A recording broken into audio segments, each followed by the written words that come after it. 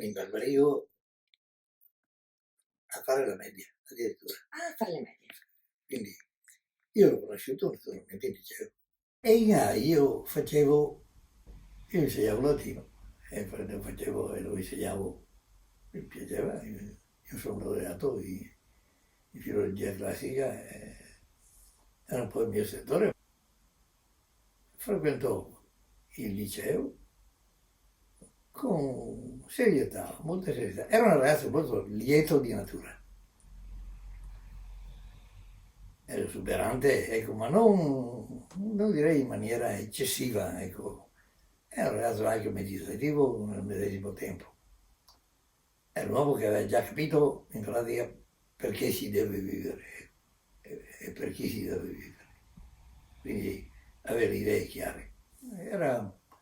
Direi, erano classi vivaci.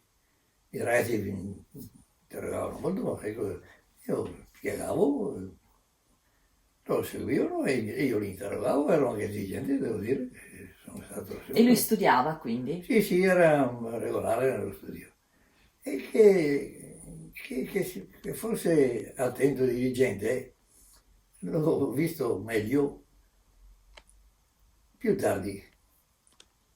Io mi sono messo via un po' tutto il materiale che avevo sull'Ele. Avevo trovato la classe e lui era il tipo più alto. Dicevo che ho trovato, tirato fuori tutte le carte relative soprattutto alla sua morte, ecco, tutte le notizie che c'erano sui giornali, questa busta, nella quale c'è un pochino, ci sono tutti i rapporti successivi al liceo, alle cartoline che mi mandava, alle lettere che mi scriveva. Scrive come si scrive un professore da cui si è affezionati, ecco, diciamo pure. Ecco qui, ricorda una frase di Appio Claudio: amicum confides obliviscere miserias. Quando vedi un amico, dimentica le miserie. Lui coglieva facilmente queste frasi e anche certe sentenze che io in latino, una lingua che si presta meravigliosamente con la sinteticità a esprimere i concetti. E si vede che chiaramente se ne ricorda. Queste sono le cartoline dove che mi mandava, mi ricordava, è chiaro che si ricordava, mi ricordava soprattutto dovunque andassi, mi mandava una cartolina, mi scriveva anche dentro, parlò del profeta Giona.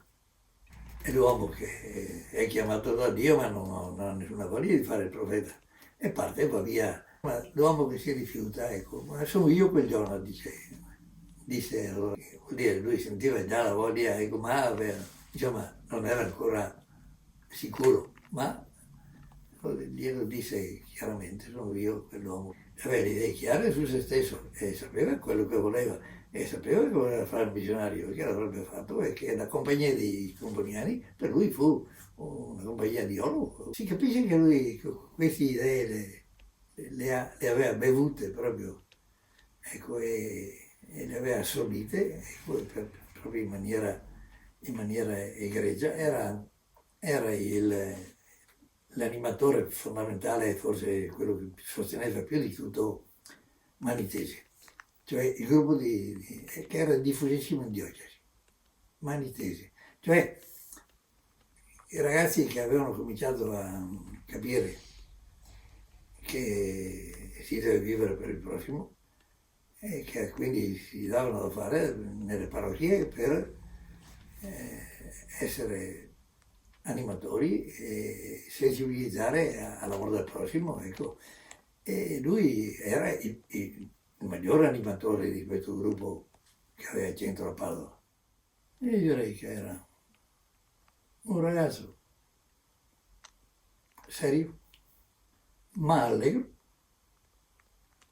e l'ho già detto, e che sapeva quel che voleva, che aveva già destinato la sua vita a un ideale di amore al prossimo, tanto è vero che volle essere missionario e che lo fece. Quando Quando morì io fui un po' impressionato e sentii che lui era partito quella mattina fuori dall'ordine o dall'invito che gli avevano fatto di non andare. Pensavo in un primo tempo che lì che avesse sbagliato. Poi, soprattutto in sede di processo canonico, si chiama così, è venuto più evidente che lui l'aveva fatto di partire e di andare incontro alla morte, perché non voleva che si pensasse che la Chiesa abbandonasse chi aveva bisogno di lei, cioè quei poveri senza terra.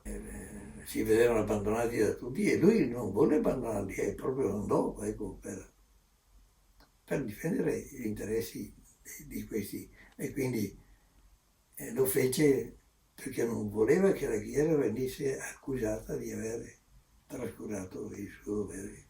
Quindi c'era una causa maggiore dell'udienza.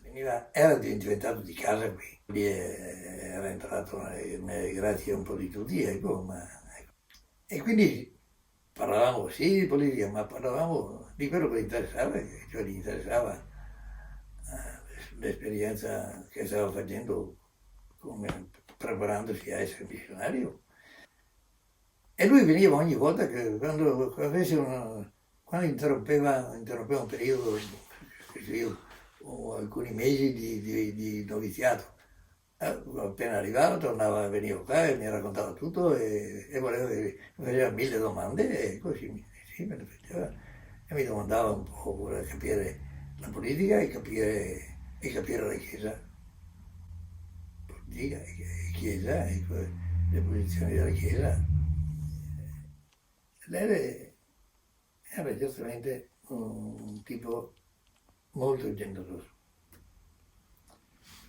e anche molto riflessivo. Quando morì suo fratello in un terribile incidente, lui fece, mi ricordo, una predica con tanta di quella fede nella vita eterna e anche con sicurezza che i disegni di Dio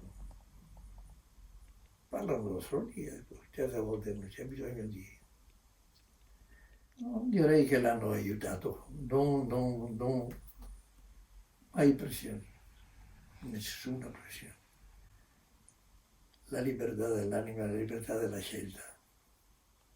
Ascoltare la voce interiore, ma no, nessuna, neanche l'ombra, anzi, che cosa ho imparato, sì, ecco. Mi mette in imbarazzo questa domanda. Cosa ho imparato da lei? In che cosa non sono stato fedele a lei? Vuoi dire, visto che lui è arrivato dove è arrivato.